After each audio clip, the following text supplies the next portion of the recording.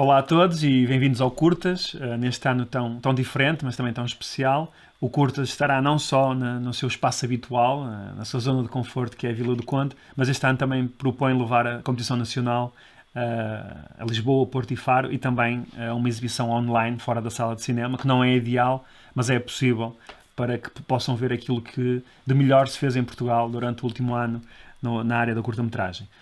Estas entrevistas inserem-se num programa que é o Curtas Pro, que permite precisamente entrar em contacto também com os realizadores que estarão em Vila do Conde presencialmente e que depois terão também a oportunidade de participarem nestas conversas, onde falaremos um bocadinho sobre os filmes e aquilo que levaram aos filmes que estão no Curtas, na Competição Nacional do Curtas este ano. É o caso do João Rosas, que está aqui connosco hoje. Olá João, bem-vindo. Olá. O João já é um habitué em Vila do Conde, já foi muito feliz em Vila do Conde, esperemos que volte a ser em breve. Ele estreou cá o Entre Campos e o Maria do Mar, que foi um filme premiado em 2015, e agora está de volta com este Catavento, um filme que de alguma forma também se prolonga um bocadinho daquilo que eram as características mais marcantes do Maria do Mar, não é? Aquele lado muito solar, de veraneio, mas também um tom muito agridoce. Uhum. João, consideras-te um cineasta agridoce? Eh, não, olha, na verdade ainda tenho algumas dificuldades em considerar-me cineasta às vezes, pá, depende dos dias, de como acordo. Ehm, mas sim, não, agridoce parece-me que é uma boa definição, sim, não só como cineasta, mas um pouco como aquilo que os filmes nos dão, não é? Aquilo que me interessa explorar um pouco quando faço um filme, ou seja, muito baseado no cotidiano, e um pouco nestas sensações que vamos tendo no cotidiano, ou seja, que não, por vezes, pequenas mudanças, pequenos episódios que parecem insignificantes, mas do qual as vidas são feitas, não é? Isto é um bocado banal estar a dizer, mas na verdade há sempre esta sensação de, pronto, um dia corre bem, um dia corre mal, e portanto, no fundo, tento que os filmes reflitam um bocado esse sentimento. Mas nem sequer é uma tentativa, ou seja, é uma coisa que acaba por vir natural, porque não, na escrita, quando escrevo e depois quando estou a realizar, e na própria direção de atores, tem muito pronto, vem de uma forma natural, ou seja, não é uma coisa programada, mas parece-me que é uma boa definição, sim, a agridoce é uma... Nunca se pode Ainda ser bem. demasiado feliz, não é? Já, Embora eu tenha sido sempre muito feliz, mesmo quando não fui premiado, sou sempre muito feliz quando vou a Vila do Conde, obrigado, João. que é um prazer. Nós também ficámos muito felizes em receber-te por cá. Olha, já que falas em atores, pronto, aproveita deixa para falar um bocadinho. Tu, nos outros trabalhos, tens trabalhado com, enfim, atores não profissionais. No Entrecampos trabalhavas com um elenco muito infantil, não é? De pessoas, de atores mais jovens. Mas a tua escolha de elenco também muitas vezes tem a ver com aquilo que são as vivências cotidianas, não é? O teu grupo mais próximo, de cúmplices.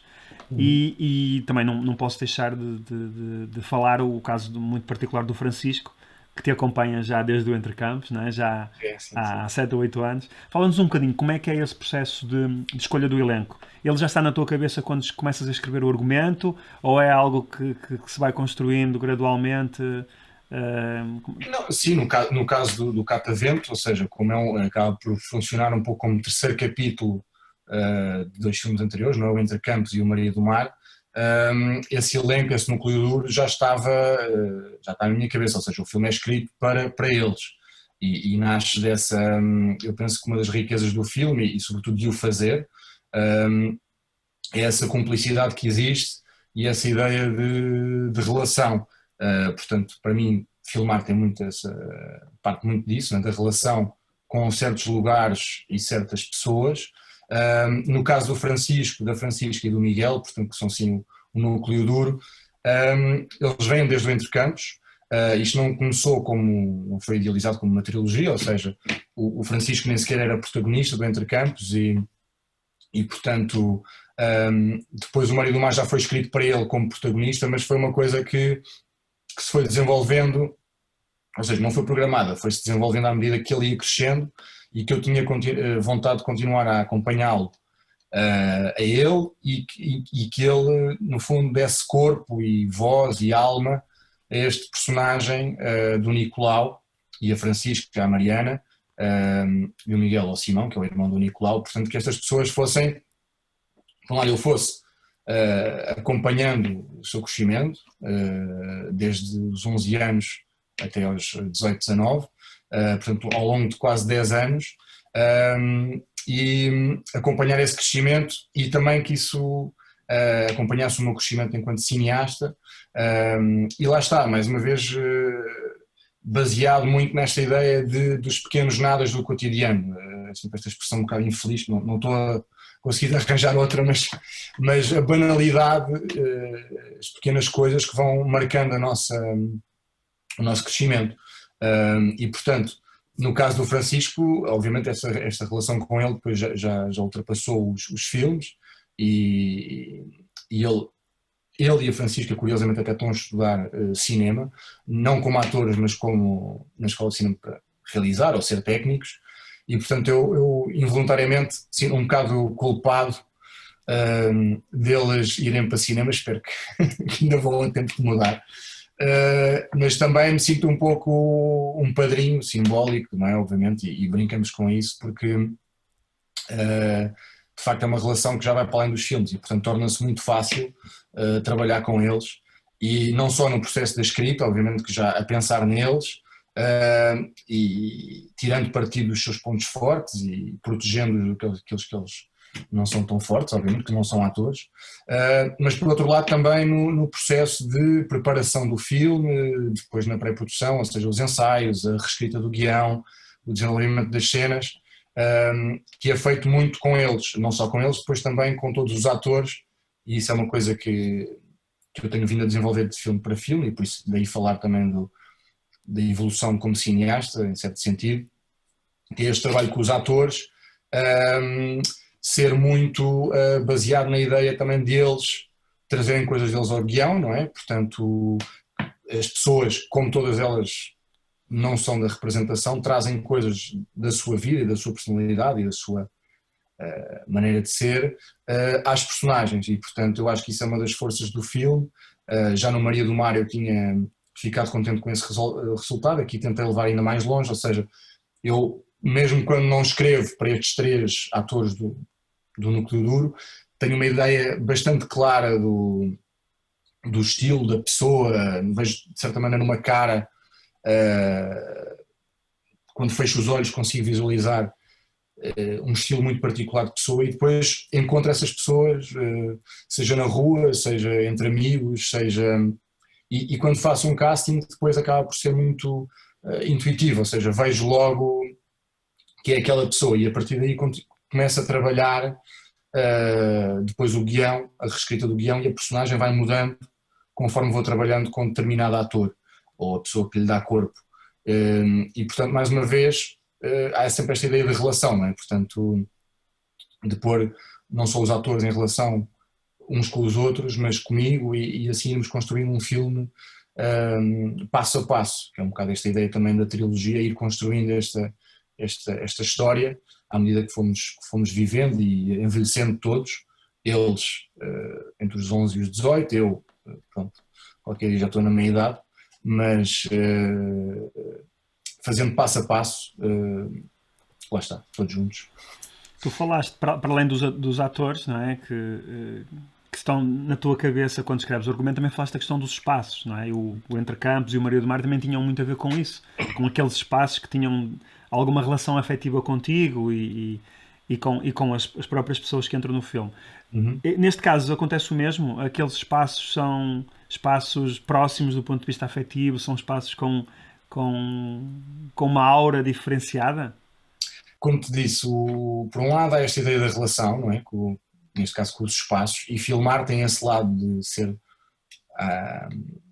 filmar é de compor um espaço, não é? E portanto e depois recriá-lo,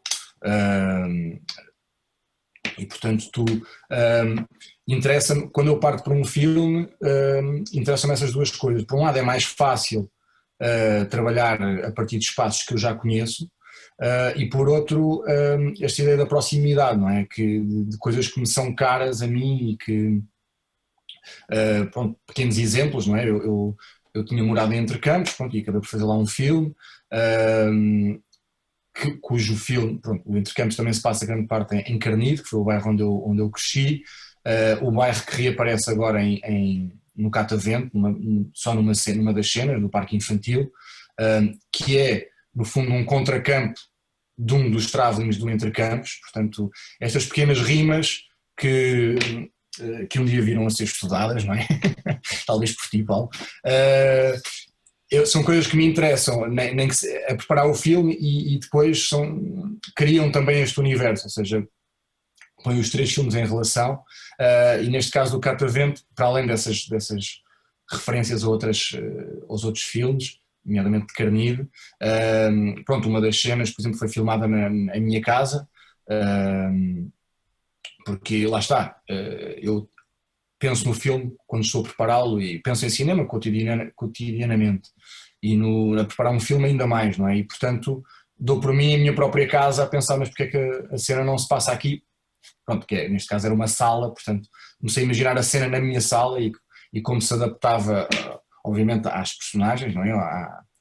Ao universo do filme, se não fosse o caso não poderia fazê-lo, mas interessa-me e facilita-me, e de facto foi esbater esta fronteira entre o cinema e a vida. Obviamente aquilo não é a minha vida, mas há ali muito do que me é próximo, e portanto neste caso extremo a minha casa e a Gulbenkian, pronto, que é um sítio onde ao pé da qual eu agora estou a morar há pouco tempo, quer dizer, mudei-me um pouco antes de fazer o filme e aquele jardim passou a fazer parte do meu cotidiano, ou seja, a atravessá-lo cotidianamente, e como sabemos, caminhar é uma das formas de pensar, não é? Eu atravessar cotidianamente aquele jardim, a andar ali, fui recolhendo aqueles sons, aquelas cores, aquela luz, aqueles cheiros daquele jardim, que é um jardim riquíssimo em termos cinematográficos, não é? Porque tem imensos recantos e de facto tem esta ideia de recompor um espaço, é possível recompor aquele jardim de inúmeras vezes, e aquele percurso reflete também as sensações que eu tive e que quis partilhar com os espectadores, não há sempre para mim, este lado do cinema tem este lado da relação e da vontade de partilha, de dar a ver, de partilhar com os espectadores uma certa visão do mundo, uma certa atitude, e acho que os filmes refletem um pouco isso. E pronto, e só para terminar, para esta ideia de filmar como trabalhar o espaço, obviamente depois o cinema também é a arte do tempo, não é? Mais até na montagem, mas no caso deste filme fecha também este arco temporal de quase 10 anos e portanto é também um trabalho sobre o tempo, que eu tentei que fosse, não só o envelhecimento dos corpos e a evolução das personagens e da história, de haver dessa coerência temporal, mas também esse pequeno tempo que vão sendo feitas as nossas vidas, o tempo do cotidiano, dos pequenos percursos, das pessoas que vamos conhecendo e que nos mudam a vida sem que nós demos por isso imediatamente. Tu deixaste escapar aí que estes filmes eram a tua visão do mundo, mas estes filmes são mais do que isso, não é? São a tua imaginação do mundo, porque tu, apesar de partires do cotidiano e das pequenas questões do cotidiano, tu acabas por ser algo muito cinemático, não é? Essa capacidade de transformar o pequeno, o mais rotineiro, dia a dia, em algo mágico, não é? O cinema, mais o cinema clássico, traz muito isso. E o teu filme acaba por nos convocar também através de imagens, de expressões, de enquadramentos, de temáticas, acaba por nos convocar para outras obras, para outros cineastas. E eu queria pedir-te para falares um bocadinho sobre isso, sobre quem são assim as referências que te ajudam a habitar este mundo que tu imaginas, a partir do mundo real, mas que tu imaginas e que tu crias e que partilhas connosco. De que forma é que esses filmes que foram importantes para ti enquanto cinéfilo agora também ajudam a construir e a dar corpo a esse mundo cinemático que tu crias nos teus filmes? Uhum. Acho que eu não me considero propriamente um cinéfilo, não fui percebendo ao longo da minha da minha formação e quando conheço outros cineastas e outros cinéfilos, sobretudo, há pessoas que têm, de facto, um conhecimento enciclopédico do cinema e têm pronto, essa sede de estar sempre a ver filmes e eu confesso que não, que eu sou uma pessoa mais de ler do que de ver filmes. Não vejo assim tantos filmes. Mas lá está, eu quando vejo um filme está embrenhado nesta minha vivência cotidiana, ou seja, são camadas que se vão depositando e que são imagens que vão ficando e em termos de referências, quer dizer, depende muito da fase em que eu estou a trabalhar, não é?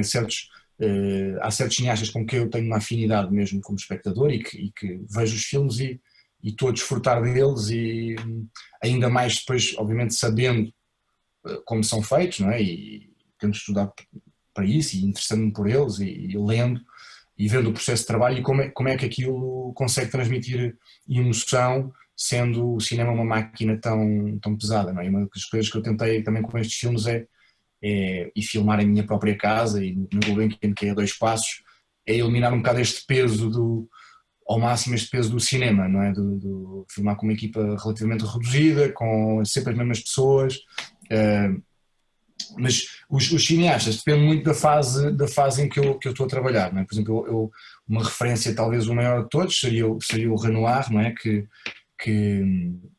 me marcou imenso, não só como cineasta, mas como homem. Não tive o prazer de o conhecer, mas aquilo que me contaram, mas que me marcou muito, ou seja, a sua atitude humanista, e isso é um bocado assim o mestre que abarca tudo, não é? E que me influencia muito, por exemplo, nesta questão da direção de atores. Eu sigo muito, até há um pequeno filme dele a dirigir uma atriz relativamente conhecido, que me marca muito, ou seja, como ele consegue, de facto, tecnicamente dirigir um ator e levá-lo a atingir a verdade da representação, esta ideia sempre da representação e do que é real, o que é representado, etc.